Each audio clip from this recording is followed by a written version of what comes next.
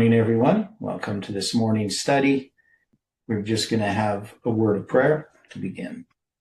Dear Father in heaven, we invite your presence as we open your word once again. And we are thankful for the things that have been unfolding in our studies, and we look forward to your leading and guiding. We pray for one another, and we ask, Lord, that the things that we understand, that we study, that you show us, that we can share these things with others. So be with us now, we pray in Jesus' name. Amen. Okay, so good morning again. And we just had a little bit of a discussion regarding the calendars, which when we get into, in the Friday night, when we get to the Babylonian and the Rabbinic and the biblical calendars and all these different calendars, I'm hoping that people understand it. Now, so it was mentioning that Odelia was saying that it was October 13th, the 15th day of the 8th month in 977. Of course, that wouldn't work. So you must be using the Rabbinic calendar. But anyway, so that's a point that I really wish was clarified, that people understood how to use the calendar converter, or that they would use our calendar converter rather than the Rabbinic calendar. So I'm not sure why he would do that.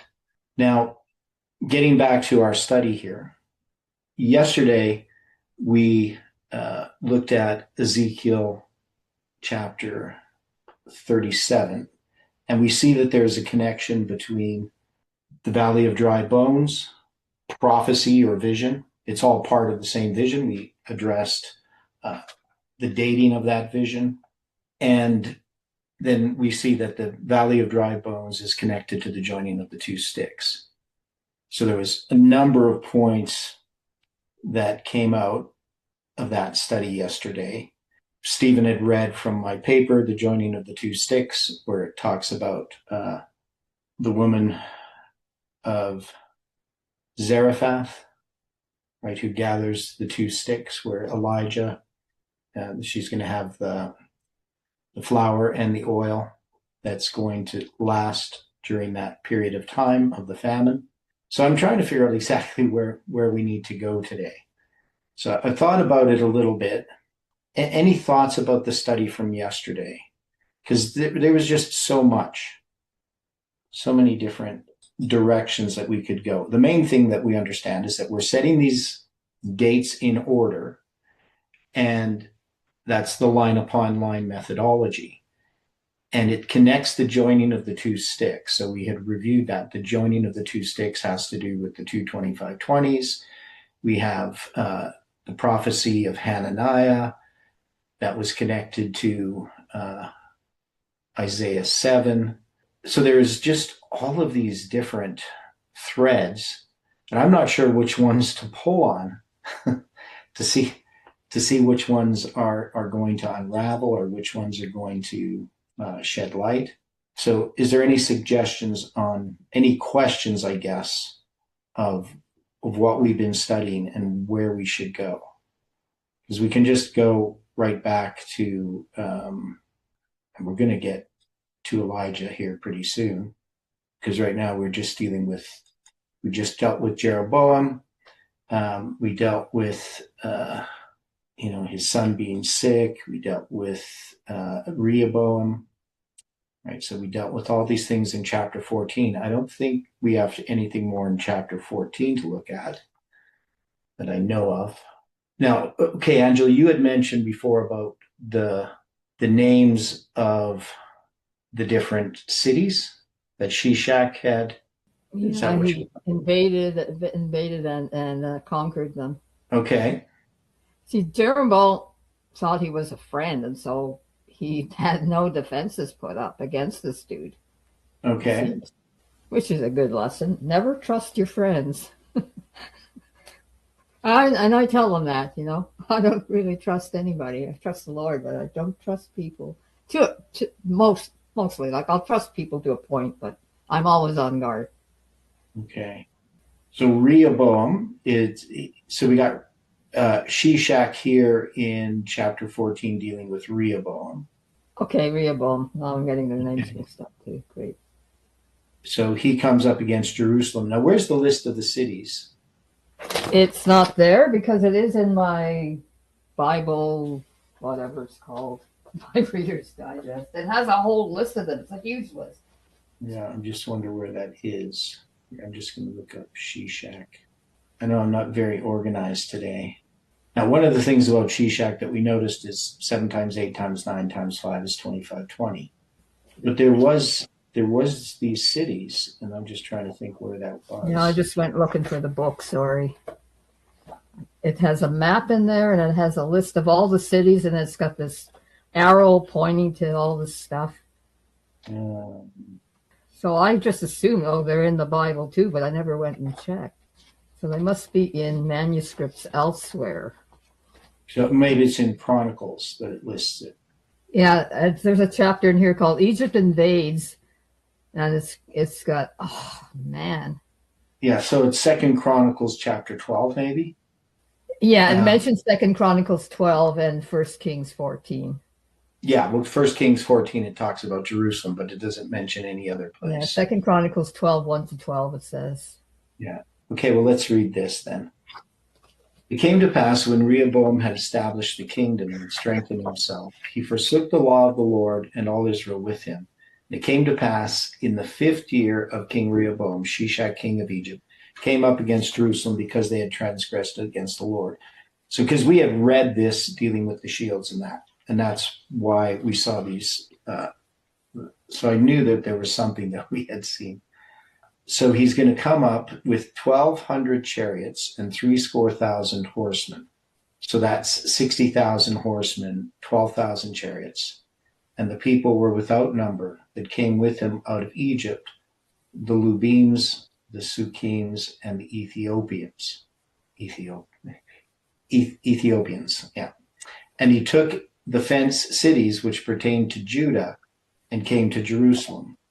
Then came Shemaiah the prophet to Rehoboam, and the princes of Judah that were gathered together to Jerusalem because of Shishak, and said unto them, Thus saith the Lord, ye have forsaken me, and therefore I have also left you in the hand of Shishak.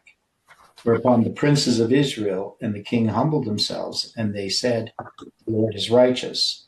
And when the Lord saw that they had humbled themselves, the word of the Lord came to Shemaiah, saying, They have humbled themselves, therefore I will not destroy them, but I will grant them some deliverance, and my wrath shall not be poured out upon Jerusalem by the hand of Shishak. Nevertheless, they shall be his servants, that they may know my service and the service of the kingdom of the countries. So Shishak, king of Egypt, came up against Jerusalem and took away the treasures of the house of the Lord and the treasures of the king's house, and he took away all. He carried away also the shields of gold which Solomon had made, instead of which King Rehoboam made shields of brass and committed them to the hands of the chief of the guard that kept the entrance of the king's house. And when the king entered into the house of the Lord, the guard came and fetched them and brought them again into the guard chamber. And when he had humbled himself, the wrath of the Lord turned from him, that he would not destroy him altogether. And also in Judah things went well. So King Rehoboam strengthened himself in Jerusalem and reigned, right? So that's the end of the sentence.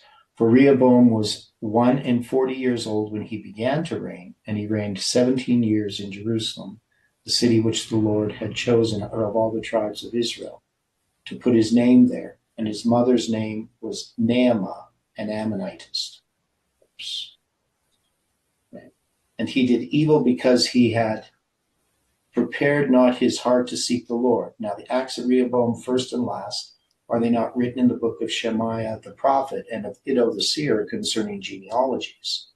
And there were wars between Rehoboam and Jeroboam continually. And Rehoboam slept with his fathers and was buried in the city of David, and Abijah his son reigned in his stead. So it doesn't give a list of the cities, but I thought there was a list somewhere. There is. Yeah. So that's 2 Chronicles 12. So those are the only places that Shishak is mentioned in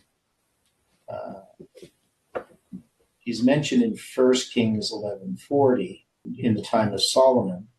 But again, there's nothing about cities. So, but I thought there was something we saw because we were looking at some names of cities. And Well, I can list them all I see on this map where he was. okay, so what do they have? There must be about at least 24. Okay, well, is there any familiar Bethlehem ones? and Shunem and Megiddo, Aruna, Gath, Shechem, Tirzah. They've got Adam, Ekron, question mark, Gibeon, Upper Beth Horon, and then I guess there's a Lower Beth Horon as well. Ashdod. Although Ashdod is on his route, and it's got Gaza, Sharuan, Arad.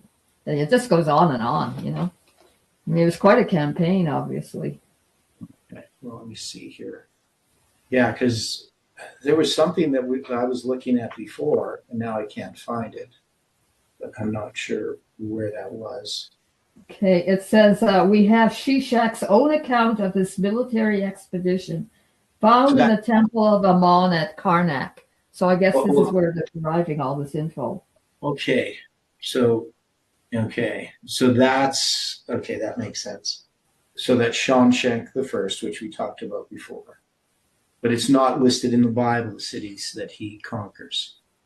Right. So he captured the fortified cities of Judah as he marched. So it just mentions that in the Bible, but it's this Karnak relief where it lists these cities: Megiddo, Gibeon, Ajalon, Bethshan, Karnak, Arad, Mahanaim, Rehob, Shunem, right? Yeah. So the Bible doesn't address those cities. Okay. So it's just more of the archaeological evidence of that. So there was something that we were looking at earlier that I wanted to come back to, some names, but maybe it wasn't cities, maybe it was names of people. But I don't remember the names. Okay. Yeah, so this history of Rehoboam,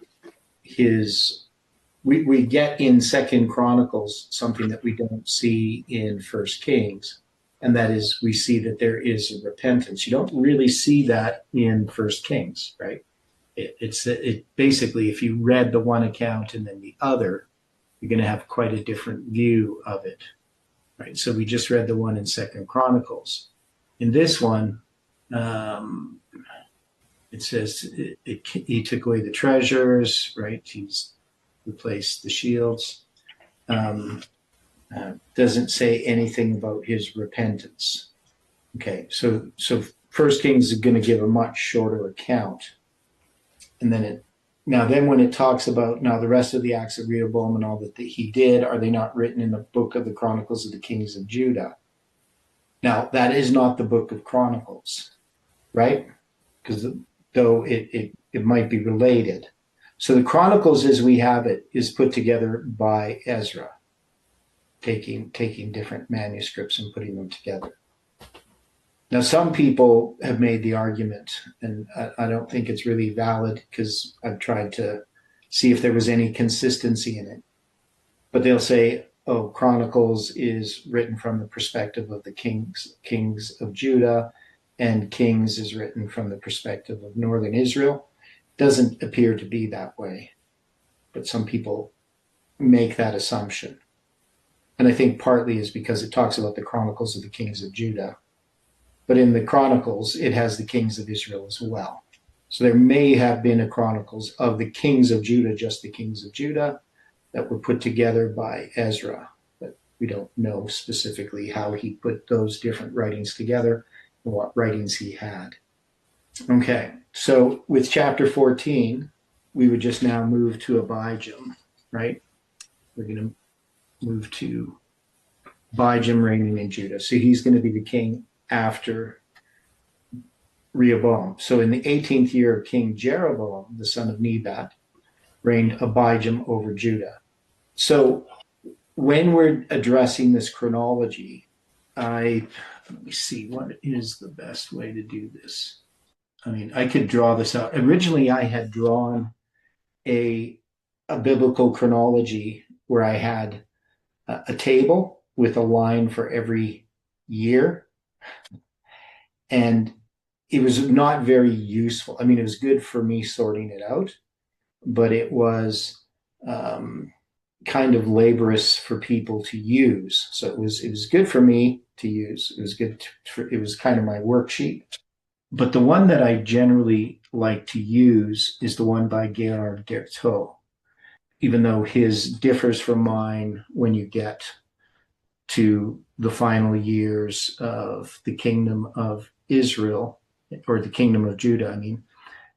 Now, so maybe we should look at that document. Yeah, I think I have it here, but he has a lot of documents. I have a folder of Gerard Dertot stuff. It's got lots of things. So, there it is. Yeah, so this one is, this is interesting. Okay, so I'll share this document, or so you can see it. So it's kind of a similar thing to what I did, though my template that I used for mine I actually found online where a guy had done something similar to this. Now you can see this is still kind of an awkward thing to use, but here he goes the absolute chronology of the ancient world from 1533 BC to 140 CE, right? And so he's going to have this color-coded system and where he's got the different kings of the different kingdoms, Egyptian, etc. So if we go to 977, so he starts, with the Exodus, right? That's why he's got 1533. So if we go to 977, that's going to be, I'll just show you how he lines this up. So you're going to see Jeroboam and Rehoboam right there on here. So then he's got the colors for them. So Rehoboam is going to be this light olive green, and then Jeroboam's going to be this yellow, right? So you can follow that green and yellow. You can see here in the fifth year. Now see how he has them staggered like this, right? So I got to make that clear. So see, you're going to have Jeroboam, his reign's going to start in the spring, or pardon me, in the fall. Jeroboam's going to start in the fall. So what is he doing here? I'm trying to figure. So this is 977. Oh, I see. Yeah. So Jeroboam's reign is going to start in the fall of 977, and so that's when he starts to count his reign. It doesn't mean that he wasn't reigning before then, because you have the time that you become king, and we're not sure exactly how they work that out. We do know that Rehoboam, because he is continuing on from Solomon, you can see here is Solomon's 40th year. Hopefully people can understand what you're looking at. This is the 40th year here. You got 977 on the left. You can see Solomon's 40th year, and then he's going to die in the 40th year of his reign, but he doesn't die just at we don't know exactly when he died. So here they have the months. He has it as, he's just marking, the seventh month, but possibly Solomon died later, like the 9th or the 10th month. We just don't know. It doesn't tell us. But this here where it says 0, that's Rehoboam's accession year, right? So he is succeeded to the throne, but he's going to start to count his reign in the spring of the following year, or depends. If Solomon died in January, February, right, then he would have just a few months before his first year begins. So they call this accession year dating. That is, you have an accession year. Accession. How do you say that? Accession. It's not ascension, right? Accession. Okay, and then you can see Jeroboam is going to be in the fall. So he doesn't have an accession year he's just going to count this as his first year. So even if he started before the 7th month, he would just have counted that as his first year, is generally how we understand that. There's some debate about exactly how that worked, but he has a new dynasty.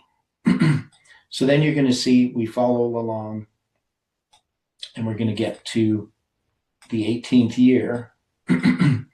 So you can see the 18th year of Jeroboam. Now it says, how many years did it say Rehoboam reigned? He reigned 17 years. Right.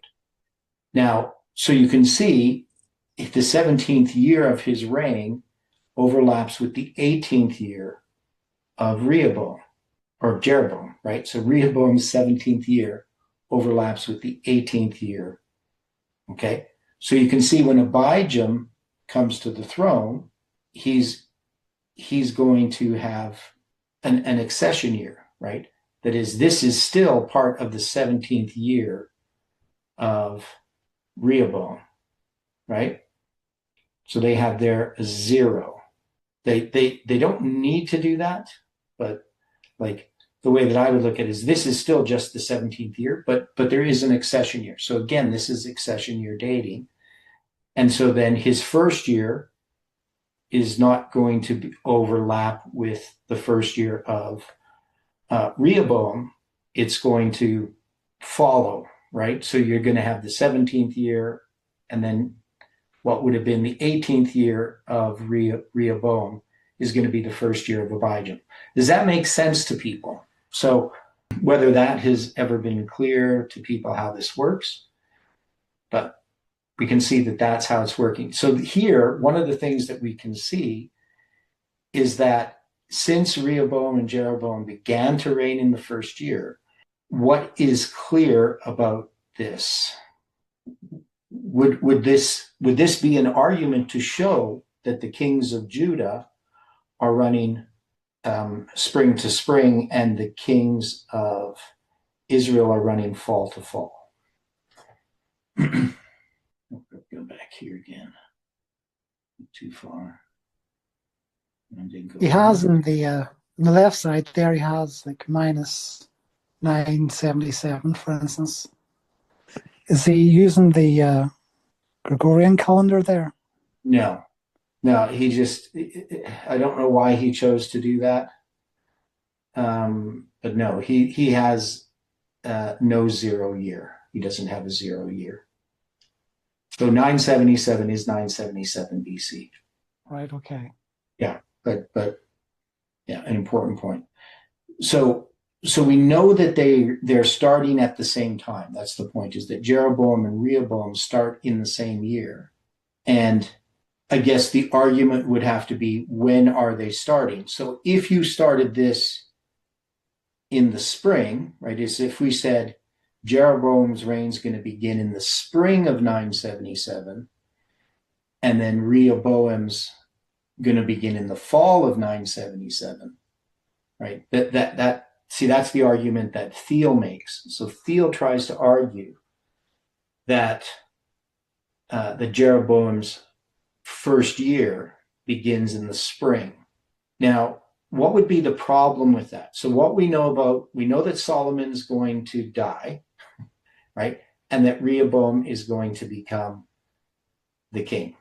And when he becomes the king, he's going to have an accession year. That is, wherever Solomon dies in his 40th year, that Rehoboam is going to begin reigning in that year, but that is not going to be his first year, right? It's going to either wait till the spring or the fall. Now, so Solomon, for instance, could have died in February 977. Yeah, and then well, Rehoboam would have had like a short accession year, maybe just like a month or two.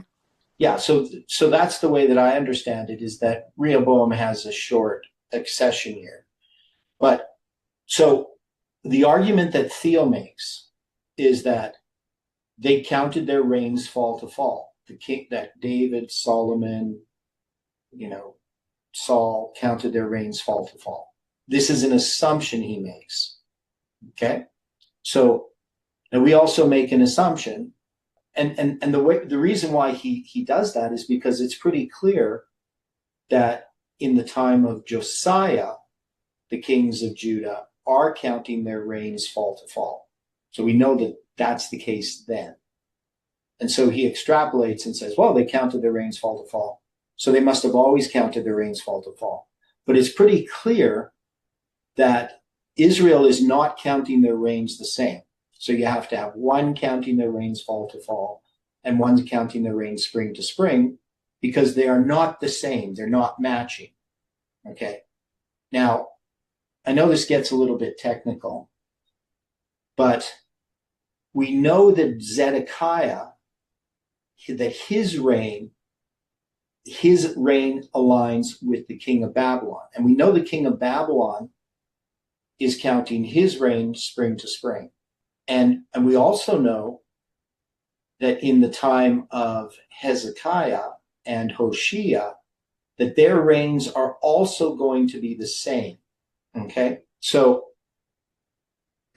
this point about these reigns, I know this is, I almost feel like I shouldn't be doing this study. It's very technical, but I think that we need to look at it, because has this ever been not clear to anybody on how we're counting these reigns? Because we're going to have to do this. It's never been totally clear to me. Okay. Yeah, and I think it probably hasn't been for hardly anybody. It's one of these technical things. When I first started looking at chronology, my eyes kind of glazed over when it came to reading about how they were putting together these kings of Judah and Israel. But I had to do it, right? I had to figure it out. And of course, there was lots of disagreements about these things. So what we do know is that they don't have their reigns aligned here. So let's look at these verses. And I know I've touched on this in another place, another study. So in the time in 2 Kings, when we're going to deal with Hoshea and Hezekiah, it's either in 17 or 18. Okay, so it came to pass in the 4th year of King Hezekiah, which was the 7th year of Hoshea. Now, this is an unusual expression. That is, it only occurs twice in the Bible, because it doesn't say in the 7th year of Hoshea, which was in the 7th year, but it was the 7th year. Now, of course, the was is added in the English. But if we go back to what we were looking at, so in the 18th year of Jeroboam, the son of Nebat reigned, right? Now, we're going to have this, you just have this number 18, and that's basically just Shemona, which is the number 8, and then you have this word Asar, which is the 10th, right? So that's 18th year. The year's Shana, right? So in the 18th year of King Jeroboam, the son of Nebat, reigned. Now, we know that Rehoboam reigned for 17 years. So that means that however we're counting this reign, they're overlapping, right? So that's pretty clear. And you're going to see this pattern of expression every time. In the 26th year of Asa, king of Judah, began Elah, the son of Baasha, to reign. So you're going to have this 26th year of Asa. So this expression is they just name the year. Okay, so in 2 Kings 18, this expression, where is it?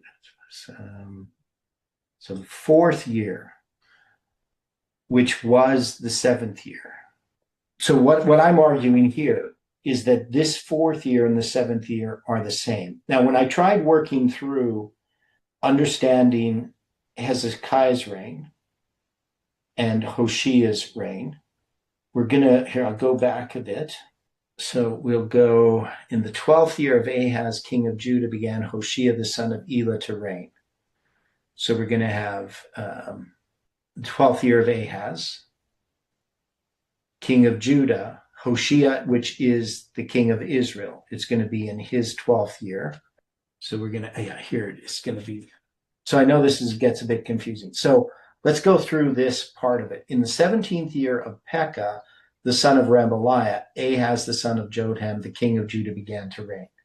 20 years old was Ahaz when he began to reign. He reigned 16 years in Jerusalem and did not that which was right in the sight of the Lord his God, like David his father. Then it's going to talk about this Rezin, king of Syria, and Pekah, son of Remaliah, king of Israel, came up to Jerusalem to war, and they besieged Ahaz, but could not overcome him. So this is what's talked about in Isaiah chapter 7, though it doesn't go into the details about the war itself. The details are here in chapter 16. And so Ahaz sent messengers to Tiglath-Pileser, king of Assyria. So here we can see that Ahaz actually went to the king of Assyria to get support. It doesn't explicitly tell us all of these details in Isaiah 7 and 8, but because of this, we know that that's what happened. So we know the background information. And then so it talks about what happened there. So Ahaz slept with his fathers. That means he died. Now, is it 17th year of Pekah the son of Rai? So maybe it's earlier here. So we got these different Shalom reigns, Menahem. So we're gonna go through these kings again. And so the 2 and 50th year, so the 52nd year of Azariah, king of Judah. Okay. And then Jotham is going to reign. In the 2nd year of Pekah, the son of Remaliah, king of Israel, began Jotham, the son of Uzziah, the king of Judah, began to reign. Okay. Now I know we're going back, we're going to these later parts. So we're going to come back to all of this when we get to this part of when we get to 2 Kings. So let me see if I can. I have to open up tabled history again. It's closed. So Stephen has a good chart dealing with this. So his chart's a little bit easier to look at than. Easier chart would be better. What's that? Yeah. Okay. Well, here I'm gonna. Yeah. Okay. There it is. Tabled history. Okay. Judges. Okay. This is the one I wanted. Okay. So this is, of course, the end, right? This is the end of the kings of Israel. And we've looked at this chart before. This bigger. How to do that? Close that. Okay. So when I tried to sort this out, now Stephen doesn't have all of the fine details in here, but we will look at the fine details later on because there's some things that are quite difficult to sort through here. So we got Jotham. So Jotham's going to reign for 16 years. And then Hoshea is going to begin. So that's what I want to look at is Hoshea. It's going to mention the 20th year of Jotham. Now, Jotham only reigns for 16 years, right? But it's going to say so that's not when they reign. So in the 2 and 50th year, okay, so here it is. Pekah was going to reign. Yeah, so I had just skipped over it. Okay. So let's go here. So we're going to see that Pekah, the son of Remaliah, he's going to be reign over Samaria, Israel and Samaria, and reign 20 years. And he did that which was evil in the sight of the Lord, right? In the days of Pekah, king of Israel, came Tiglath-Pileser, the king of Assyria. And I looked at this, but I skipped over this. And Hoshea, the son of Elah, made a conspiracy against Pekah, the son of Remaliah, and smote him and slew him and reigned in his stead in the 20th year of Jotham, son of Uzziah, right? Or Azariah, if you want to say his name. So when we go back to this diagram here that Stephen has, now it shows that Hoshea actually begins to reign in the 12th year of Ahaz. So why does it say that he came against Pekah in the 20th year of Jotham? So what's going on here? So the 20th year of Jotham. So we know that these kings here, that their reigns are staggering spring to spring for the kings of Judah and fall to fall for the kings of Israel. Okay. So why would they say in the 20th year of Jotham that Hoshea came against Pekah? So Pekah is going to be overthrown. So remember, we have this civil war that's happening in the time of Jotham. The civil war begins, right? Pekah, the son of Remaliah, he's going to make an alliance with Rezin, the king of Syria, okay, or Aram. And that's going to happen before Jotham dies. So Ahaz inherits that civil war. And then Isaiah 7, that's right at the beginning of his reign in his accession year, before his first year begins. That's why it says the beginning of his reign. It doesn't say in, the second year or the first year of Ahaz. It says in the beginning of his reign, that's when Isaiah comes to him. So his father has died, but his first year is not yet commenced. Okay. Now he's a king of Judah. So the kings of Judah would have their reigns running spring to spring. Okay. Now what if Ahaz had changed his reign, or someone changes their reign? So Ahaz is a pretty rebellious king. If Jotham's reign was running spring to spring, but Ahaz chose to have his reign run fall to fall, does that make sense to anybody, that Ahaz would now adopt a fall to fall calendar for counting his reign? And is that the explanation why they're going to mention the 20th year of Jotham? Because they're counting the spring to spring calendar when Hoshea overthrows Pekah. Now, there's the period of anarchy there. So Hoshea, even though he overthrows Pekah, he doesn't really reign over all Israel. So his reign that's talked about later, where it says the fourth year of Hezekiah is the sixth year of Hoshea. Is that how it goes? Do people understand what I'm trying to say? Somebody not understand it? Yeah, I'm getting kind of muddled, to say the least. Yeah, and I can understand why you would be. So it's going to say that it's in the 20th year of Jotham, but Jotham only reigned 16 years. So there's a reason why it says it's the 20th year of Jotham. And my argument is that Jotham was counting his reign spring to spring, just as the kings of Judah always had been, but that Ahaz is going to count his reign fall to fall. And so in order to be clear, the Bible writer says it's in the 20th year of Jotham. That is, he's counting the reign of Jotham, even though Jotham is not alive. He died 4 years earlier. Because there's huge problems that Edwin Thiele ran into when he tried to create these co-regencies.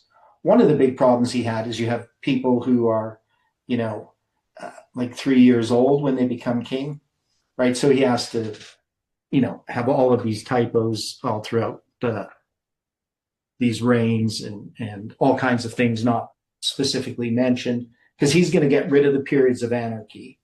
Right, so he's just going to say, well, that period of anarchy didn't exist, or the interregnum periods, even though it's pretty clear when you read in the scriptures that they did. And then you're going to have Hoshea when he begins to reign. So keep that in mind. We're going to try to piece this together, just not completely here, just the idea that when we see that. So we got Pekah in the 17th year of Pekah, the son of Remaliah, Ahaz, right? So Ahaz is going to begin to reign in the 17th year of Pekah, right? So Pekah had been reigning.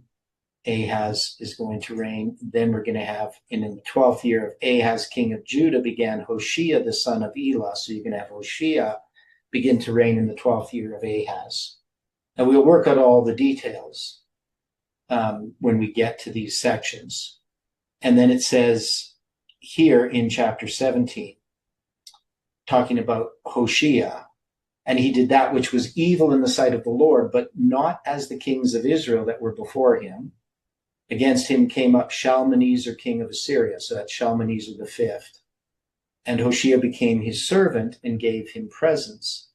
And the king of Assyria found conspiracy in Hoshea, for he sent messengers to So, king of Egypt, and brought no presents to the king of Assyria, as he had done year by year. So he is going to align himself with Egypt. So he's not in the presents there. Those wouldn't be like, birthday gifts. These are his tribute, right? This is a protection racket. So that's the protection money. So he decided that he's going to get Egypt to support him. So he's going to send money to the king of Egypt. And so the king of Assyria is going to come and take him captive and bound him in prison, right? And then it says the king of Syria came up all throughout the land of Samaria and besieged it 3 years. Now, so that's going to be, let me see here. And the king of Syria, presence done. And in the 9th year of Hoshea, king of Assyria, the king of Assyria took Samaria and carried Israel away into Assyria and placed them in Halah and Habor by the river of Gozan in the city of the Medes. So we're going to have so he's going to shut him up, and then he's going to besiege the city for 3 years. So now that 3 years is an inclusive count. So it's really what we would call 2 years. So Shalmaneser is going to come and take Hoshea captive, right? Because he gave this money to the king of Egypt. And then there's going to be a siege, which lasts a bit over 2 years. So that siege, then when it ends, that's when his reign ends. So he is going to be kept alive during that time. So he's taken captive, but Samaria is not destroyed. Now, so you have Shalmaneser the fifth taking him captive, but he's going to be put to death by who? Who's going to finish the job, if you remember? So you got Shalmaneser the fifth. He starts the siege of Samaria, and then it's going to be Sargon the second, right? Stephen? Yes, Sargon the second. Yeah. Now, is it common for a king of Assyria or Babylon to take somebody captive and put him in prison and keep him there? Do they always kill him? Jehoiachin? Yeah, so we have Jehoiachin. Now, why would they do that? Why would they keep the king in prison rather than just killing them right out? Maybe to use them as a influence to barter in some way. Okay, yeah, they're a hostage, right? It's a hostage taking in a sense. You have the king, and so that can have some leverage. Now, once he destroys Samaria, there's no point in him keeping Hoshea alive, right? So he just puts him to death. So that's going to be the end of his reign. So then when we get to chapter 18, and I know I'm doing all this just to explain some little point about how these reigns work, but we will go through this in more detail. By the time we get here, we'll be able to sort through it. We'll have better skills. So when it says, and it came to pass in the 4th year of Hezekiah, which was the 7th year of Hoshea. So we now have Hoshea, he's the one that's going to bring the end of Pekah's reign in the time of Ahaz. But we can see that his reign is not being counted from that period of time. And so we have this expression, the 4th year of King Hezekiah, which was the 7th year of Hoshea. Okay. Now we're going to have that expression again. And that's going to be in It's either chapter 24 or 25, so it must be 25. Yeah. Okay, I'm going to have to search for it here. Yeah, so it's actually in Second Chronicles. That's why. I think. No. Let me see. Which was I can't remember where the verse is. I'll type it in this. This might find it better. Yeah, let's make more things to choose from. Okay. Don't think it's in Jeremiah, but it might be. It must be in Jeremiah. Yeah, there it is. Jeremiah 52. I should have remembered that. Okay. So it's talking about when the temple's burned. Now, in the 5th month, in the 10th day of the month, which was the 19th year of Nebuchadnezzar. No, that's not it. It's going to compare the 2 years between Zedekiah and Nebuchadnezzar. But this isn't it. But I think it's in 52. It was either in 1 Kings 25, 2 Kings 25, or Jeremiah 52. So it's going to use the same expression. The point is that Zedekiah's reign is going to align with Nebuchadnezzar's reign. Oh, that's why it uses the word Nebuchadnezzar. That should work. Yeah, it's Jeremiah 32. There it is. The word of the Lord came to Jeremiah from the Lord in the 10th year of Zedekiah, king of Judah, which was the 18th year of Nebuchadnezzar. So here we have the same expression, right? So that expression, and we'll go into that in more detail later on when we get to that part.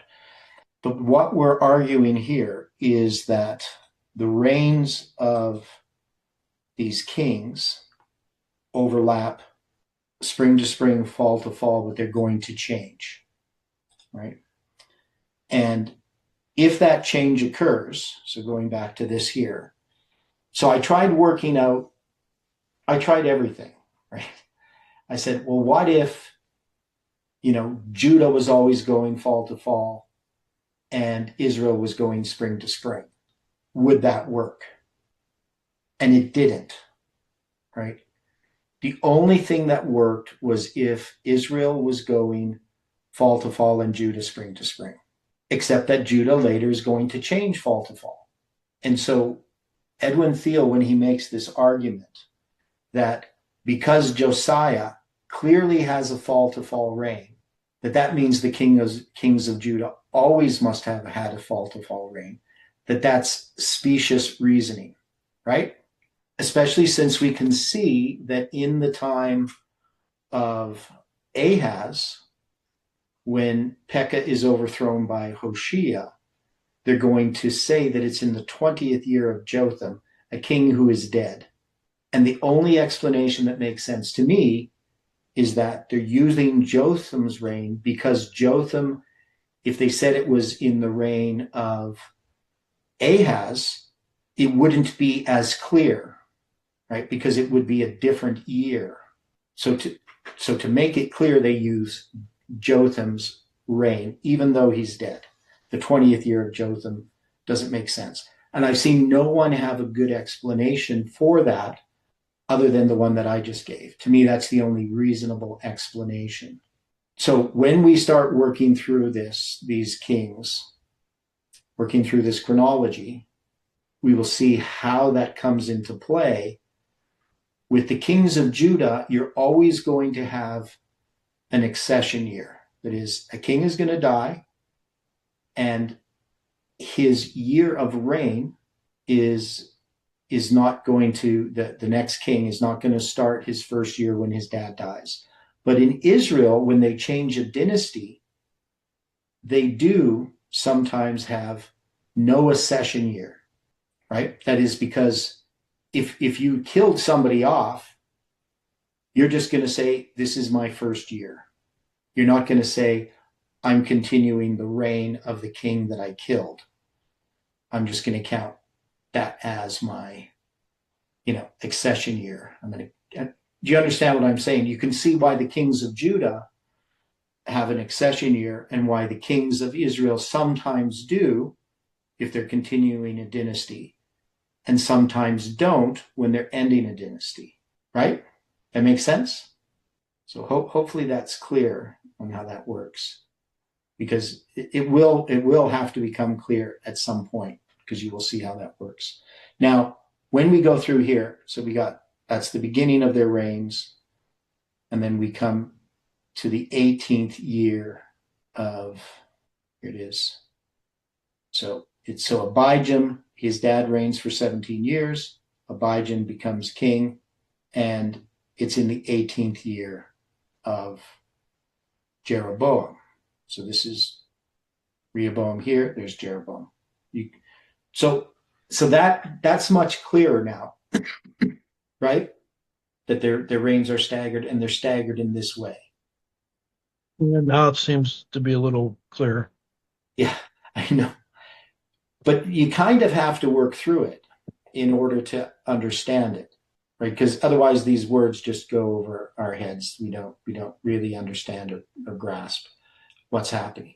So I have had friends, who tried to work through the chronology, and they ran into this problem, which I ran into because I didn't understand this at first.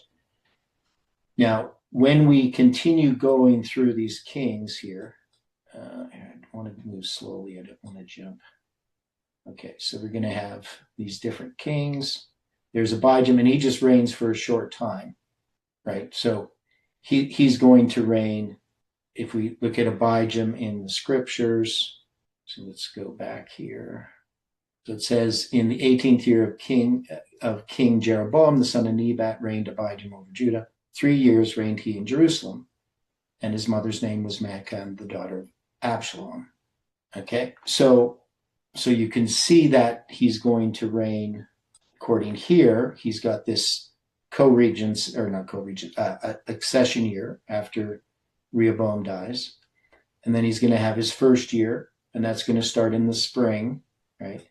And then his second year starts in the spring, and then his third year. And during his third year, we're going to have Asa.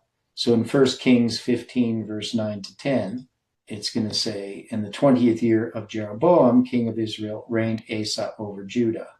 So we have the 20th year of Jeroboam. So you can see here, that's Jeroboam's 20th year, that Asa begins to reign. So he's going to begin to reign, that is Abijam, in the 18th year of King Jeroboam. And then he's going to reign for 3 years. And yet it says it's going to be in the 20th year of Jeroboam that the king of Israel reigned, Jeroboam, the king of Israel, reigned Asa over Judah. So if we were just to do the math there, I wish this wasn't on a different page because it would be easier to kind of look at it. But you can see that this is the 18th year of Jeroboam. Abijah begins to reign. He reigns 3 years, but he's really reigning like not 3 full years, right? So his reign is going to be start at the beginning of the reign, or the 18th year, somewhere. We don't know exactly where. Like he's putting it in here sort of arbitrarily.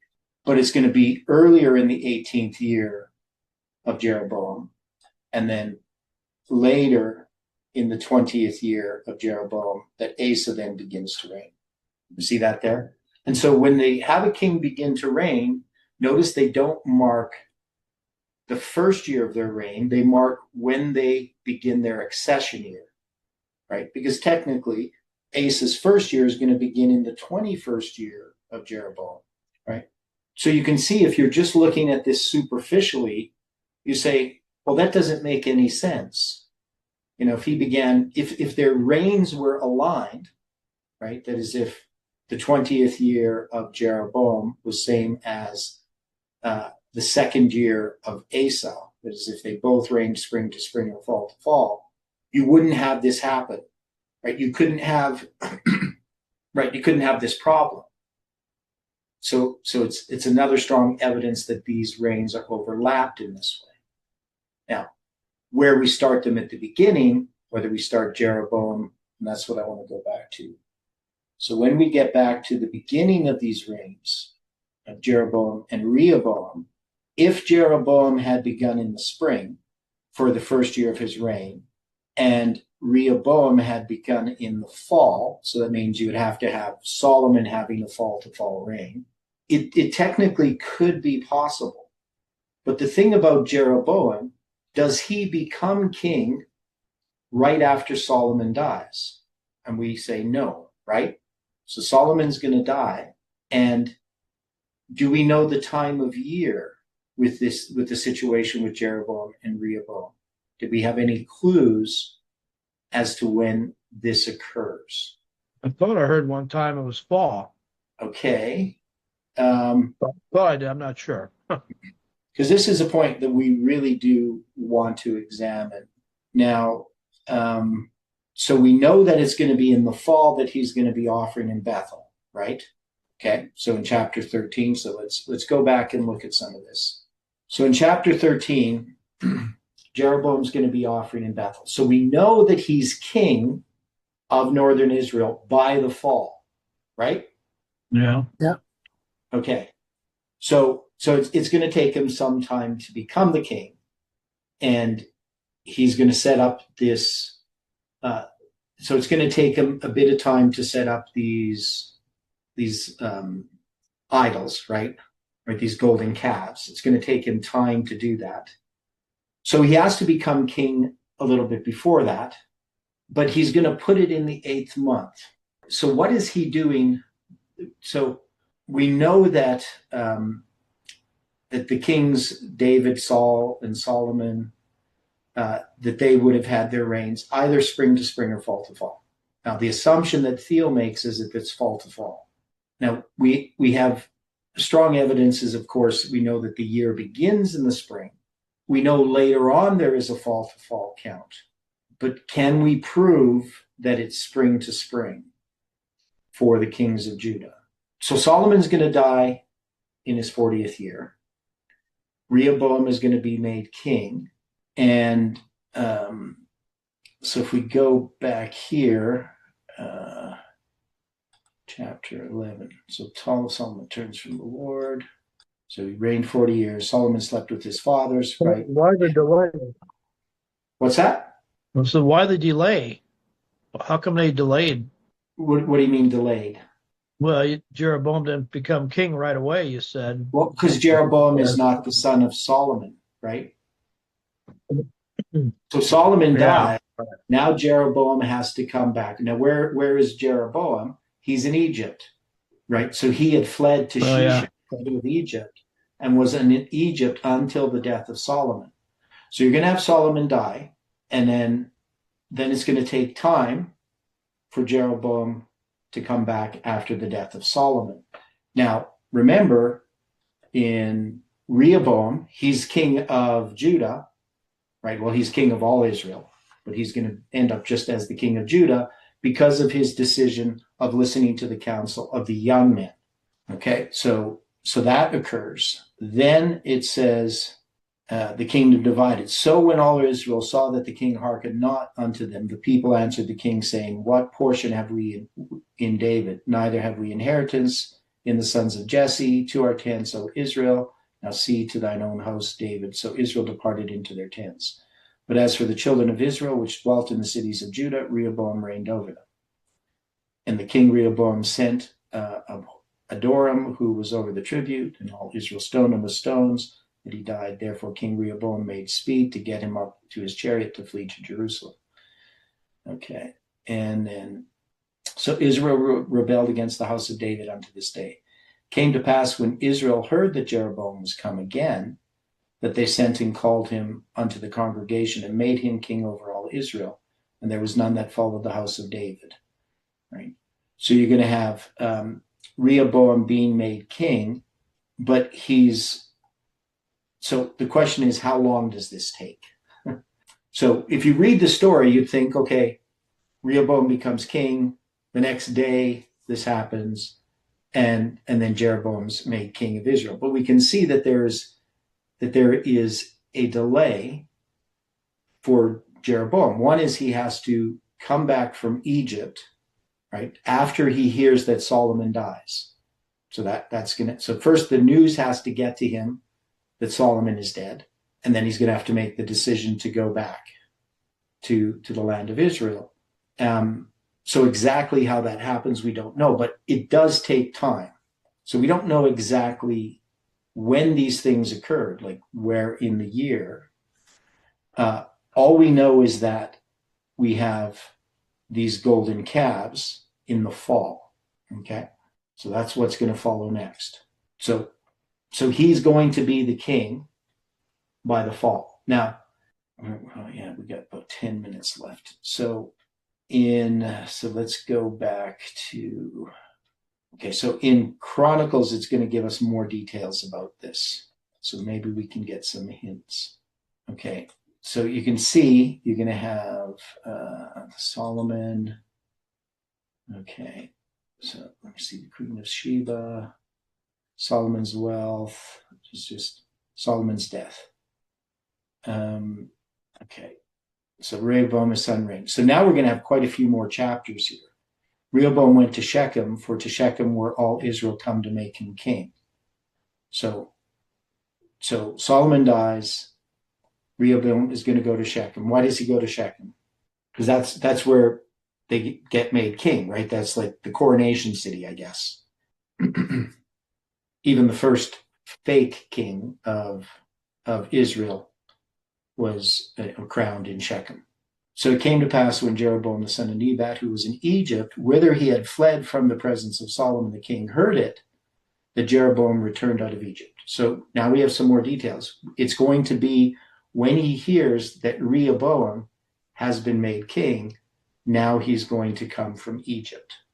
And they sent and called him. So Jeroboam and all of Israel came to spake to Rehoboam, saying, thy father's made our yoke grievous, right? So now we know that here Jeroboam is there at the time that Rehoboam is having this conversation regarding the yoke, right?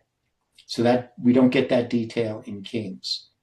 So it's going to give us more of this, that the relationship with Jeroboam and Rehoboam. So Jeroboam and all the people came to Rehoboam on the third day, as the king bade, saying, come again to me the third day. And the king answered them roughly, right? So we're going to have to go through some of this in more detail. So then he's going to secure the kingdom.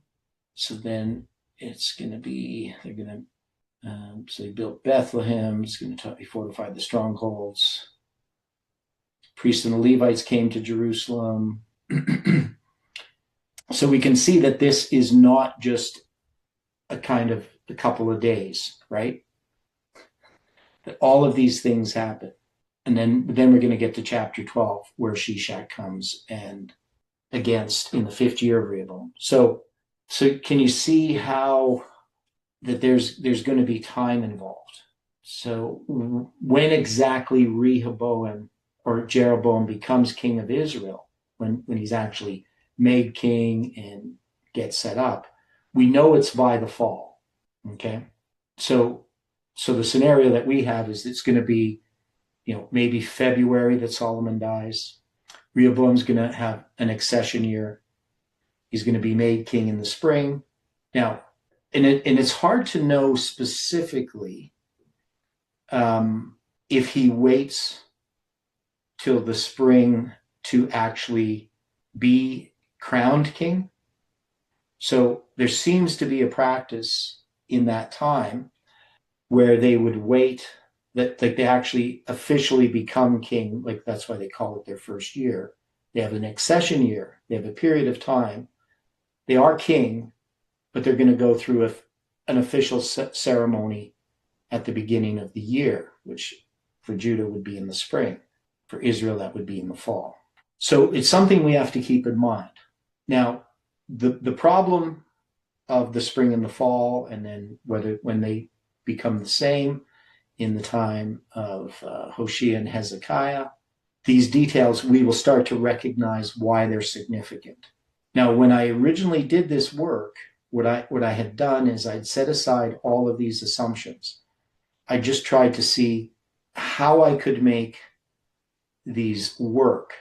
That could I make them possibly work if it was different?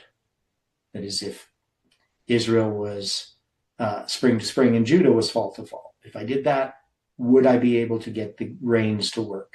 And I couldn't, right? It just didn't work out that way.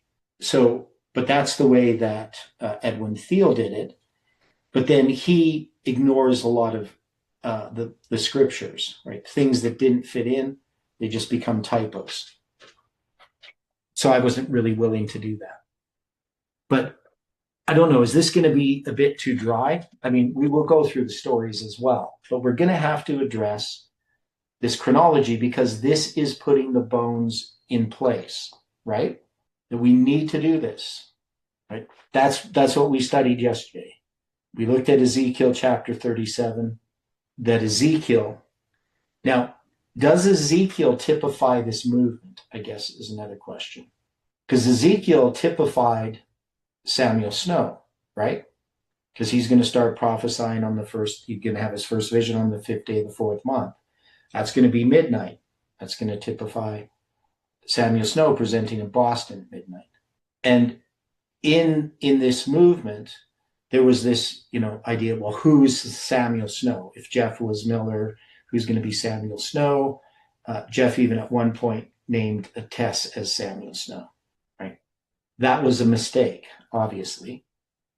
But it was a mistake which could have easily been avoided because Jeff had agreed before that the movement was Samuel Snow, that it wasn't an individual. So can we argue still that we are Samuel Snow, that the movement is Samuel Snow, that it's Ezekiel, right? So Ezekiel is typifying us, those that put these bones into place, okay? So he typifies Samuel Snow, but he also typifies us. So we have to prophesy upon these bones, right? Because God is going to command Ezekiel to prophesy upon the bones. And when he does, right, he says, you have all these bones. So I prophesied as I was commanded, and as I prophesied, there was a noise, and behold, a shaking, and the bones came together, bone to his bone. So is this what we are to do now? Is this what we have been doing? Do we have to go through, we could say, well, you already did all the chronology for us. We'll just accept your chronology. You and Stephen did a good job. Or do we need to actually go through this again as a group rather than me going through it and Stephen going through it? Yes, Angela, you have your hand up. I don't hear you, Angela. Okay, I don't know. She has her hand up, but she's not got her mic on. Sorry, was Christ on the cross in Psalm 22:14 predicting that you can tell all my bones would be set aside when he says all my bones are out of joint? Okay. So that's going to be which verse here? Yeah, Psalm 22:14, where Christ is saying, when David is personifying. Yeah, I am poured out like water, and all my bones are out of joint. Yeah, that's interesting. But also it says, they may tell all my bones. Exactly. Yeah, I noticed that. I thought, this is extremely interesting. Yeah, and the word tell, safar. Count, yeah. Yeah, it can be, in this word itself, to enumerate. You can to be inscribed or to enumerate, right? So the idea of telling is related to a tally, right? In English, you tally something, you're telling it. It's related. So so they can count or enumerate or tally all of my bones. So I think there definitely is, and it's through the cross of Christ when Christ dies on the cross. So if we're going to tell his bones, that means we have to understand the chronology of the week of Christ as well, right? So that's an interesting point. So I think this is the work that we are to do. And even though it can be a bit painful, but I also think it'll be good for me to go through all of this stuff again, because it's been a lot of years since I worked through this painful process. Now we're going to not make it as painful as it was for me, because we've broken up the ground already, and we've got rid of a lot of the trash, to mix metaphors. But you can see the importance of this. So we will still go through the stories, But we're going to have to address each of these chronologies and clearly mark them out instead of just, glossing over it and just kind of raising up our hands and saying, well, I don't know, this must be correct. We have to actually work through it. Okay. So we went a bit over. So let's have a word of prayer. Dear Father in heaven, thank you again for the time that we have had, even though it's been a bit scattered, like the bones in the valley. We just pray, Lord, that you can help us to gather them, and that we can prophesy to the bones, that the sinews and the flesh and the skin will come upon them, that we can clearly see the message that you have for us. So we are thankful, Lord, that you've entrusted us with this work, and we just pray that we can do this faithfully together. We pray this in Jesus' name.